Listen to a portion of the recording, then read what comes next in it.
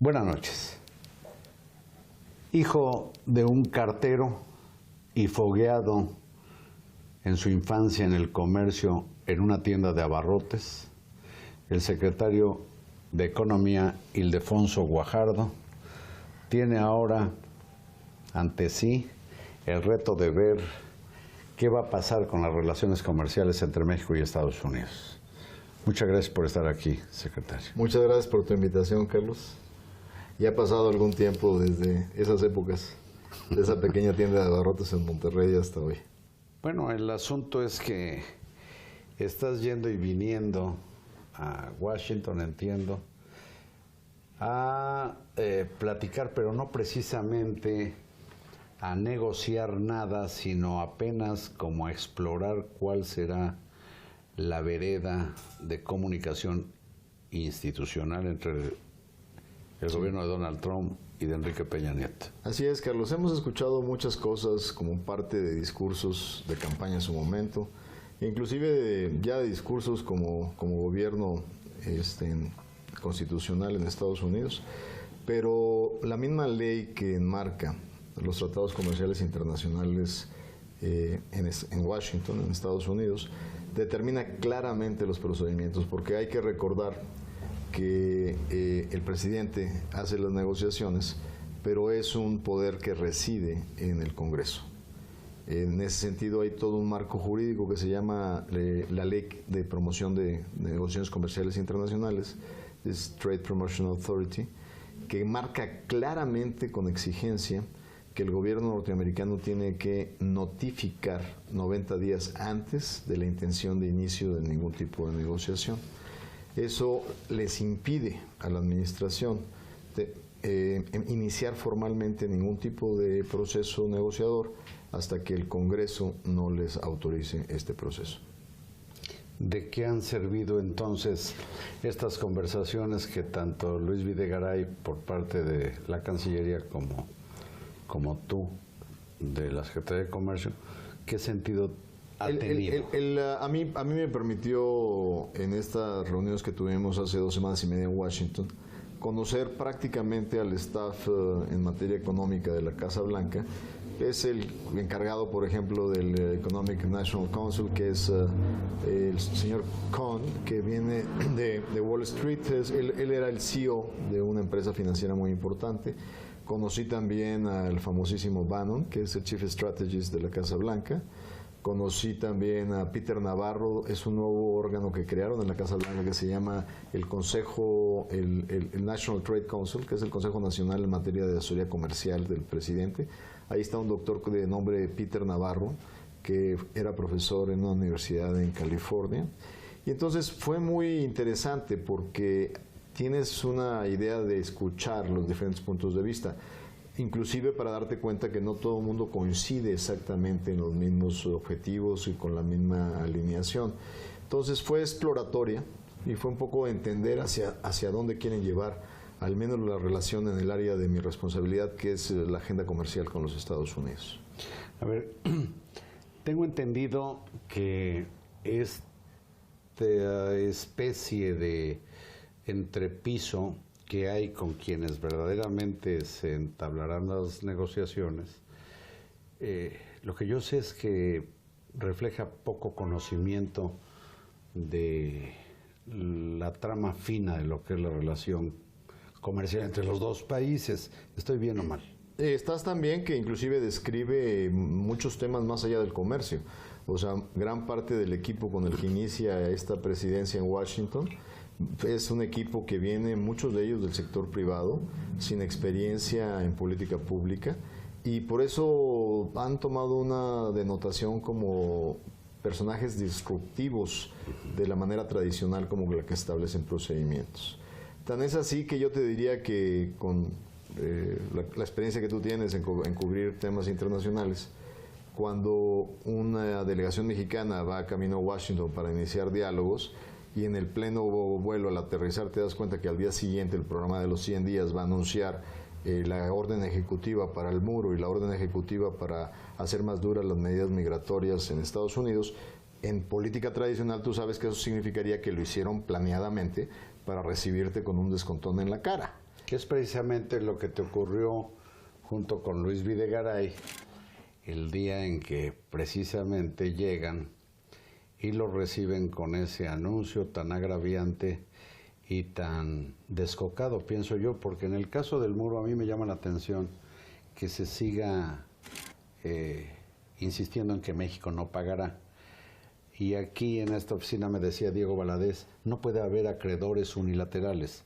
Claro. México tendría que deber el importe del muro para considerar si lo paga o no. Con esto lo que me decía es que no son argumentos ni de patria, ni de orgullo, ni de ofensa los que eventualmente se debieran manejar para decir que pues, ellos que hagan lo que se les dé la gana, pero aquí no se les debe nada, ¿no?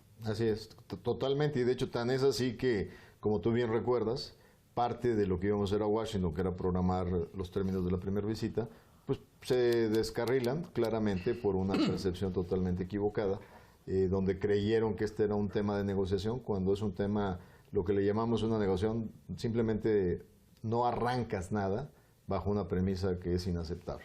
Y eso fue lo que ocurrió finalmente. Y terminando la idea de lo que te decía, que en un esquema de relación tradicional con políticos profesionales o diplomáticos profesionales se interpretaría como una estrategia hecha para recibirte con un descontón.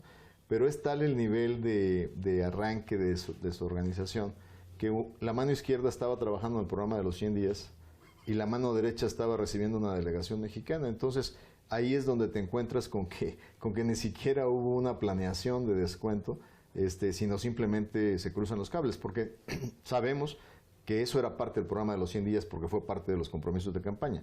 Haberlo tenido una semana más tarde o una semana antes hubiera evitado la consecuencia de empatarlo con una visita de esta naturaleza. Sí, que inclusive dinamitó con la posibilidad de que el presidente mexicano visitara a aquel sujeto. El caso es que por lo visto estamos todavía muy lejos de llegar a cualquier negociación de lo que tendrías que enfrentar tú en la parte de libre comercio. Yo te diría, Carlos, que lo que sí hay ya disponible son todas las entrevistas que han dado tanto Peter Navarro, quien estará en el Consejo Nacional de Comercio, como Wilbur Ross, que será aparentemente el próximo secretario de Comercio de los Estados Unidos, que estará sujeto para ser ratificado por el Senado al fin del mes.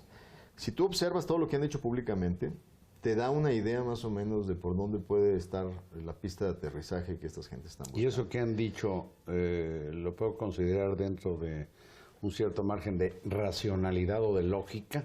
Lo que te diría es que algunas de las cosas que han enunciado creo que pueden ser parte de una agenda que inclusive pudiera ser constructiva.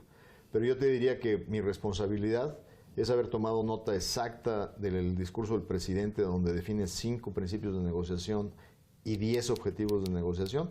Yo agarro ese mandato presidencial y lo traduzco a mí como negociador comercial, qué me debe significar ese mandato presidencial.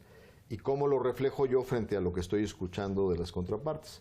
Yo lo reflejo en 3 pilares fundamentales. El primero, tú no te sientas a negociar con nadie si lo que ya tienes como contrato establecido es subestimado por tu contraparte. Si él se la pasa diciendo que en esta relación trilateral solo México ha ganado, cuando es totalmente falso, porque hay ganadores en los 3 países, pues tú no puedes aceptar una premisa de arranque en una negociación, porque entonces estaría la negociación permanentemente sesgada. Claro. Te vas a sentar nada más a ver qué te quitan, ¿no? Entonces tienes que partir del principio que tengamos una evaluación consciente, racional, con hechos, no con hechos alternativos, como parece ser que es la moda últimamente, ¿no? O sea, los famosos alternative facts. La realidad alternativa. La realidad alternativa. Y el segundo tema, Carlos, el segundo pilar, tiene que ser un reconocimiento que el acuerdo es un acuerdo que tiene 23 años o 22 años de existencia. Hoy yo ya estoy renegociando y profundizando mi acuerdo con Europa, que solo tiene 15 años de historia. ¿Y por qué lo tienes que actualizar? Porque en aquella época no había comercio electrónico, en aquella época no tenías nuevos parámetros de ambición en cuanto a las telecomunicaciones, las tecnologías de la información. La realidad energética de América del Norte era otra, no era un continente autosuficiente y altamente competitivo. Entonces tienes parámetros para actualizar y modernizar. Ese es tu segundo pilar, que sí hay un mecanismo de avance conjunto de los tres países. Y el tercer elemento y el tercer pilar es clarísimo, Carlos. El resultado de esta negociación tiene que ser ganar, ganar, ganar para las partes, para los tres países. Hace 22 años, tú no me dejarás mentir, cuando estábamos sentados en la mesa de negociación del tratado y los negociadores mexicanos querían pedirle a los norteamericanos algún tratamiento en jugo de naranja, decían, no te lo puedo dar porque si no mis congresistas y mis senadores no van a apoyar la votación. Tú tratabas hace 22 años ese argumento al revés y te decían, ¿cuál apoyo si tu presidente tiene mayorías en ambas cámaras y además dicta la disciplina que quiere sacar de ahí? Entonces no había credibilidad de una democracia activa y viva en México. Hoy, 22 años después, la realidad cambió. Claro. Y si yo regreso con un acuerdo que no sea satisfactorio para los intereses mexicanos, no hay manera que sin mayorías en el Senado yo pueda sacar adelante la aprobación del mismo.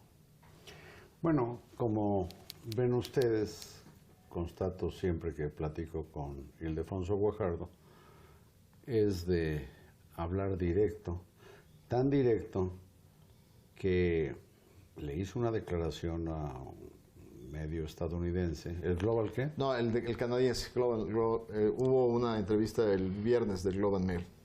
Se llama Global perdón, Mail. es de Canadá. Es de Canadá, sí. Y resulta que pues se puso muy seria la cosa, porque el secretario de Comercio de México, debiendo velar por los intereses económicos de México, dijo, si no se ve esa negociación como parte de una negociación integral de la relación México-Estados Unidos, van a ver, pero lo dejo en suspenso, si permanecen esta semana, van a ver el decibelaje que tomó esto, cuando menos para este medio, periodísticamente hablando. No se pierda la continuación de esta charla mañana. Y aquí sigo con Ildefonso Guajardo. Buenas noches.